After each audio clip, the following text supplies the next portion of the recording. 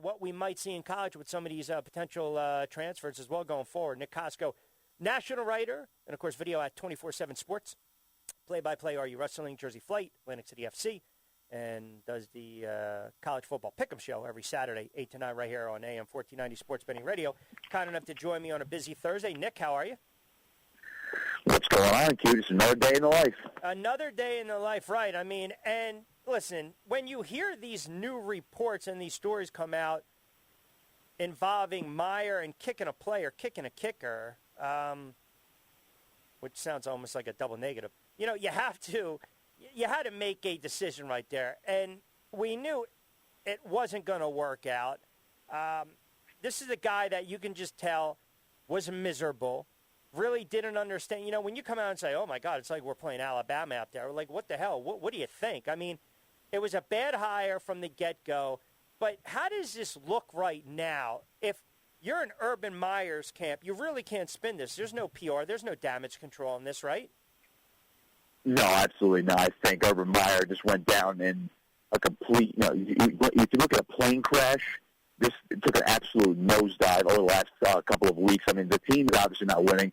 We know winning cures all. Let's just say, for argument's sake, Q, they're 2-11 now, right? If they were, I don't know, let's say 5-8 or 6-7 somehow, right? Trevor Lawrence looks a little bit better as a rookie quarterback. Did he get fired? I don't think so. I think the fact that they were so bad, they said, you know what, let's just pull the plug now because there's no covering up the PR nightmare of this Urban Meyer situation. Because of the fact that they are losing so much, there is no damage control. Now, if they were floating around 500, just below 500, okay, rookie head coach, rookie quarterback, we can spin this. All right, we need to do some damage control. We need to bring in some different staffers in the front office and maybe around his coaching staff, some other veteran leaders to kind of rein Meyer in and get him used to the NFL. That I could have understood. But, yeah, at this point, there was no choice but to fire him. Now, I woke up to the news this morning. I happened to be locked out of my shift yesterday, so I didn't even see this until this morning. And I was actually quite stunned that they actually pulled it off. And we know Jacksonville is pretty much a dump of a franchise at this point. No one wants to go there. It's basically your black hole. It's like what the Cleveland Browns were just a few years ago. At least they're afloat at this point. But so when you look at Jacksonville, they really had no other choice. And if you're over Meyer, I mean, I think Paul Feinbaum said today as well. I mean, I don't see him coaching again. Definitely not in the NFL. If he wants to go coach in college again, maybe in 2 to 3 years when everyone kind of forgets this happened. Because again, it was the NFL, and they'll spin it that way. But I think his time as a head coach is probably done now at this point. Yeah, I don't think you can spin this, to be honest. I think people are going to say the proof is in the pudding. You hired a bigot as a strength and conditioning coach. You didn't take a team flight. You wanted to have a little hot toddy and get drunk and have a young girl rub up against you. Okay, grow up. That's number 2. And then you kick a player. That's number 3. And you think you're playing Alabama every friggin' week.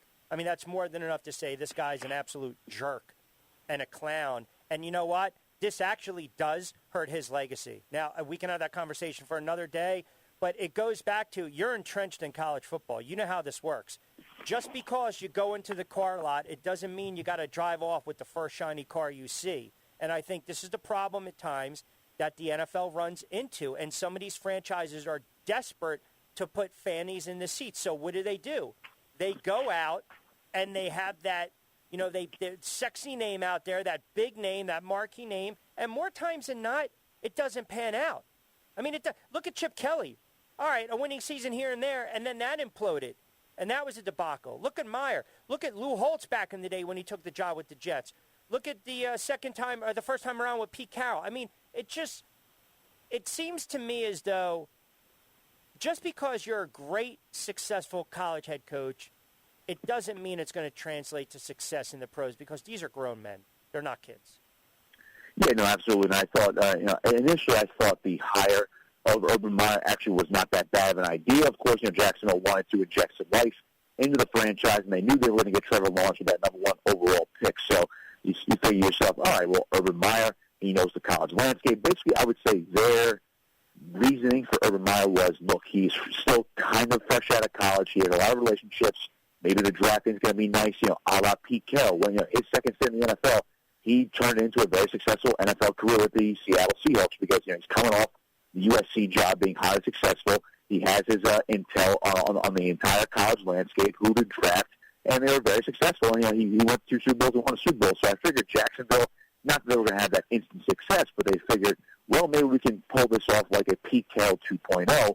So when we do that, we're going to have Trevor Lawrence, generational quarterback prospect, and he's all but ruined under Meyer, at least. So hopefully, Trevor Lawrence is another story, but hopefully he gets fixed up by whoever the next coach is going to be, at least in the interim, and then for the foreseeable future, because otherwise his career might be done after just 3 years in Jacksonville, and he might be looking elsewhere to resurrect himself. Again, generational prospect. It's kind of hard to screw him up, but they figured Urban Meyer, Trevor Lawrence, fans in the seats, as you mentioned, bring this franchise back to relevance. Because, again, I heard your monologue, too, Q.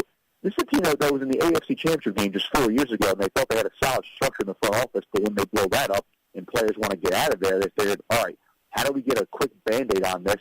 Hey, Urban Meyer's available. Let's offer him a job. And what is Urban Meyer going to do? Well, he didn't quite get the USC job. He didn't get the Notre Dame job. He didn't go all in on that Texas job when they definitely wanted him just last year. So what happens? Oh, an NFL team wants me? Yeah, let me take a stab at that. Make some big money, make a big name for myself. Let's see what happens. Not make a big name for myself, but let me just add to my legacy, and it blew up in his face completely. Yeah. Let's switch gears for a second. So now there's a report that Travis Hunter does not have a NIL deal in place with Barstool Sports, and I guess everyone was up in arms the fact that Deion Sanders was able to flip the nation's top recruit from Florida State to Jackson State. Let me just get your initial thoughts on that first, right? Taken, basically in-house, so to speak. Hey, you know what? Florida State, now here we go, Jackson State. I mean, that tells you the appeal and just the cachet that Deion Sanders brings. Yeah, no doubt. I mean, again, whether or not there is an actual NIL deal on the table for Travis Hunter, I think is irrelevant. I think the fact, well, I shouldn't say irrelevant, but I think Deion Sanders has proven that he is quite the recruiter. He's gotten a lot of Power 5 guys to flip to an HBCU. And also, I mean, this is not the first kid he's brought in that's a 4 or 5 star into his program, and obviously he's very successful as a head coach as well. The team went 11-1, won their conference. I mean, he's a very, very good college football coach through 2 seasons already, and he might turn that into a Power 5 job. I know there's a lot of people, a lot of chatter out there saying, well, if Deion could do this at an HBCU, what's the point of even going to a Power 5 school? Why not just be successful for a long time at that school? Well, in Deion's mind, at least in my opinion, he'll turn it into a Power 5 job either next year, 2 years, or 3 years from now, but he'll build up what he has now, probably, coach his kid for the next couple of seasons and then see what happens from there. But the fact that he's able to make this type of immediate impact right now by getting a guy to flip, I had Travis Hunter, who was committed to Florida State, dating back, I think it was last March, he was committed back in 2020. He said, yeah, I'm going to be a Seminole, and they didn't have a head coaching change. Mike Norvell's still there, and Deion's like, look, even I went to Florida State, but I want you to come play for me. I think that says a lot, and Hunter is probably going to be, he might be a two-way guy at first, but the guy's going to slide into the cornerback position on defense for Jackson State, and what better guy to learn from than Deion Sanders. I think at this point, Q, if he can make the number one, he was our number one overall recruit at 24/7 Sports as well. So if he can do stuff like that, there's no telling what he can do over the next couple of seasons and set up for the next coaches. Again, I don't think Deion's going to be there for more than another 3 or 4 years. Someone is going to offer him a job. He did interview for the TCU job, and they came away impressed, at least according to reports. So he's going to get a Power 5 job eventually. But in the meantime, Q, he's going to build up quite the power among HBCUs and FCS schools right over at Jackson State. So I look forward to seeing what Deion can do in the next recruiting cycle. And obviously, when he hits he can hit the transfer portal hard in the next couple of months and bring in some other guys that want to leave Power 5 schools and come play for him. He has that type of draw for these players all around the country. Yeah, no doubt. I mean, I don't even see him lasting 3 years. I wanted to get your thoughts on the NIL rules, though, because I know they still kind of lack clarity, right? And from what I've researched, they kind of vary on a state-to-state basis. But I guess from what I was looking at, the guiding principle, right, it must involve a student-athlete and a third party, which means a school can't broker the deal, and athletes are not permitted to receive payments or kickbacks for choosing one school over another. This I read in the Boston Globe. So I'm wondering if Deion Sanders did have a hand in this, and I'm not just saying like Barstool, but Deion is a talent, right, for Barstool, and if he had a hand in this, I mean, what do you do in that case? Like, how is that frowned upon, looked upon? Yeah, it's a very interesting question, Q. And I've been going back and forth with this since Hunter flipped. Obviously, that was the first thing that came out because, of course, as we all know, Deion, in addition to being a head coach over there, he is a media talent. He's a personality over at Barstool. He was before he took the head coaching job at Jackson State. So now maybe he found, again, there are a couple different scenarios, and one is maybe he found a way to have some sort of loophole with that. He's a media talent, so maybe he can broker the deal himself because he's not doing it, let's just say he's not doing it as quote-unquote the Jackson State head coach. He's doing it as Deion Sanders, primetime of Barstool Sports. Hey, we can offer you X amount of dollars to come play for Jackson State. You'll get an NIL deal through Barstool Sports if you're going to go play for Jackson State. Maybe there's a loophole that way, Q. Or, again, you never know. I mean, I think there was something, maybe not something fishy, but I think there is some legitimacy to that Barstool deal. And, of course, everyone's going to look at it weird just because Deion is involved. But he had an interesting quote today. I'm paraphrasing, too, but he said something along the lines of, that is completely false. I mean, I don't know if he said completely false, but he said that was false, and why would I want to coach a kid that makes more money than me? So maybe there is some truth to that as well. But we as we all know, Q, the truth lies somewhere in the middle. But as far as the NILs in general, I mean, I'm all for it, for obviously the kids getting paid for the name, image, and likeness, of course, through whatever means necessary. But, it's very new, it's brand new, and you have to really go down into the fine print, and it varies state to state, of how these deals are actually brokered. I mean, who knows what's going on behind the scenes? And there probably is still some shenanigans going on behind the scenes that could be, quote unquote, illegal in other states, and maybe it's legal in Texas, but it's not legal in New York. If you catch my drift here. So, as far as where it goes from here, it's going to keep evolving, but I think we're not going to be able to get a clear picture of how it exactly works from A to Z across the entire country until we're about 5-10 years into this process. Let's get to a couple little housekeeping. Looks like LSU's going to lose another wide receiver. Trey Palmer is going to enter the transfer portal. By my account, I think that's three wide receivers, right? Coy Moore, Deion Smith. So, I mean, there's speculation another could be next. So that would probably put a ton of strain on Kelly's team next season. What are you hearing as far as some of these guys entering the transfer portal?